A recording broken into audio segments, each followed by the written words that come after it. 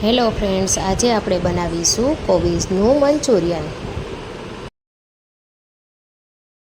બહાર મોસમ સરસ હોય અને આવું ગરમા ગરમ મંચુરિયન જો ખાવા મળી જાય તો મોજ જ પડી જાય।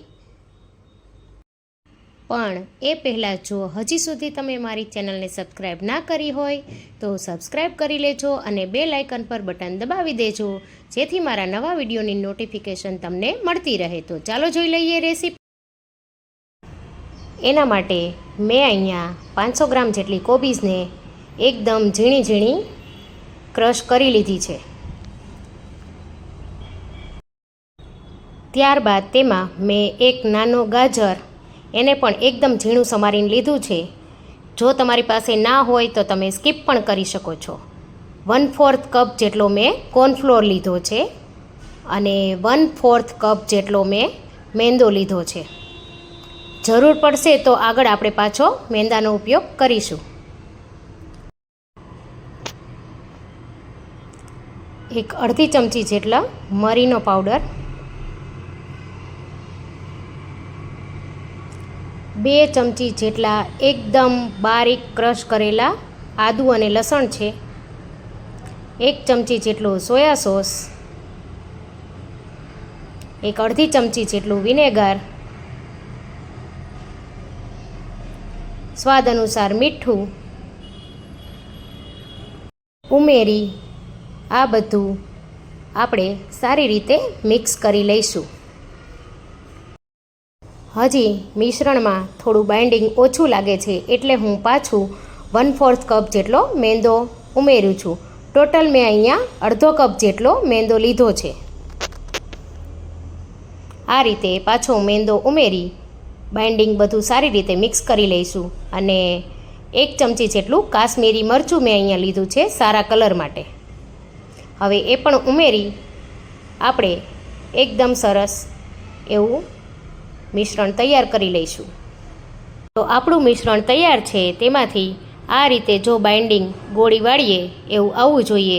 જો તમારું મિશ્રણ હજી થોડું ઢીલું હોય તો હજી તમે કોર્નફ્લોર કે મેંદાનો ઉપયોગ કરી શકો છો, પણ વધારે ઉપયોગ કરવાથી ગોળી અંદરથી કઠણ લાગશે, નરમ નહીં બને। હવે મેં અહીંયા મંચુરિયનની ગોળી તળવા માટે તેલ મૂકી દીધું છે।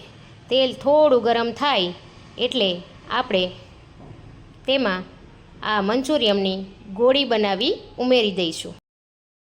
ગેસની ફ્લેમ અહીંયા મીડિયમ જ રાખવાની છે, ફૂલ ગેસે આ તળવાનું નથી, કેમ કે જો ફૂલ ગેસે તમે તળશો તો ઉપરથી બ્રાઉન થઈ જશે પણ અંદરથી કાચી રહેશે।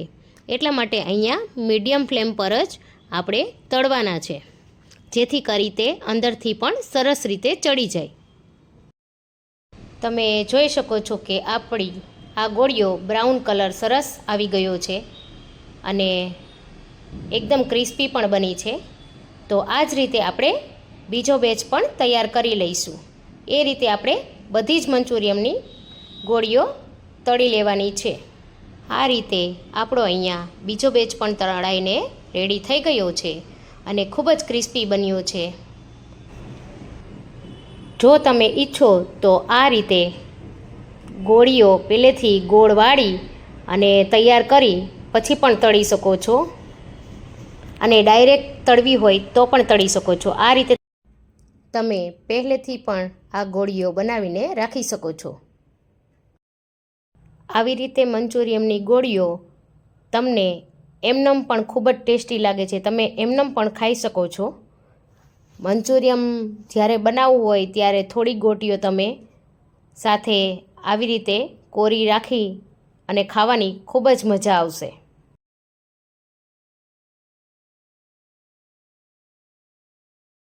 તો આ રીતે આપણી બધી જ ગોળીઓ બનીને તૈયાર છે। તમે જોઈ શકો છો કે આપણી ગોળીનો કલર કેટલો સરસ આવ્યો છે। હવે એક પેનમાં મેં 2 મોટી ચમચી જેટલું તેલ લઈ લીધું છે, તેમાં મેં એકદમ ઝીણા સમારેલા લસણ અને આદું લઈ લીધા છે। એ થોડા સંતળાઈ જાય એટલે આપણે તેમાં લીલી ડુંગળી આવે છે તે મેં અડધો કપ જેટલી લીધી છે અને તેના પાંદડા અડધો કપ જેટલા લઈ લીધા છે। ત્યારબાદ તેમાં મેં તીખી મરચી જે આવે છે એ 2 નંગ લીધી છે। જો તમે તીખું વધારે ખાતા હોય તો વધારે લેવું। આ બધું થોડું સંતળાઈ જાય એટલે તેમાં એક નંગ સૂકી ડુંગળી જે ઝીણી સમારીને મેં અહીંયા લીધી છે, હવે તેને પણ સારી રીતે આપણે મિક્સ કરી લઈશું. જો તમારી પાસે લીલી ડુંગળી અવેલેબલ ના હોય તો તમે સૂકી ડુંગળીનો પણ ઉપયોગ કરી શકો છો, પણ લીલી ડુંગળીને કારણે તેનો કલર અને ટેસ્ટ ખૂબ જ સરસ આવે છે.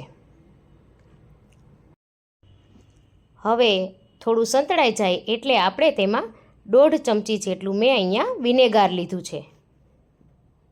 ત્યારબાદ તેમાં 1 મોટી ચમચી જેટલો ટોમેટો કેચઅપ.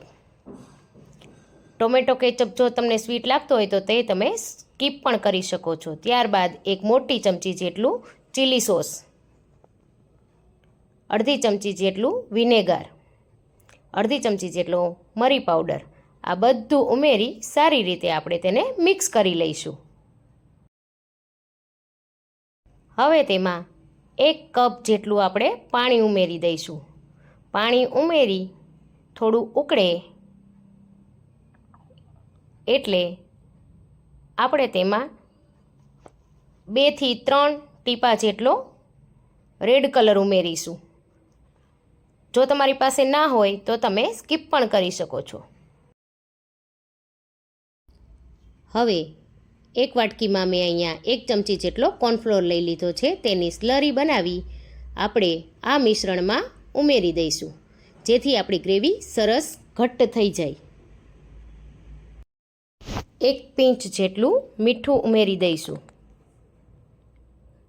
વધારે મીઠું નથી ઉમેરવાનું કેમ કે બધા જ સોસમાં મીઠું હોય છે, એટલે અહીંયા આપણે ખાલી પિંચ જ મીઠું ઉમેરશું. તમે જોઈ શકો છો કે 2 જ મિનિટમાં આપણી ગ્રેવી કેવી સરસ ઘટ્ટ થઈ ગઈ છે. હવે આપણે તેમાં બનાવેલી મંચુરિયનની ગોળીઓ ઉમેરી દઈશું અને સારી રીતે મિક્સ કરી લઈશું, જેથી બધો જ મસાલો સરસ ચડી જાય.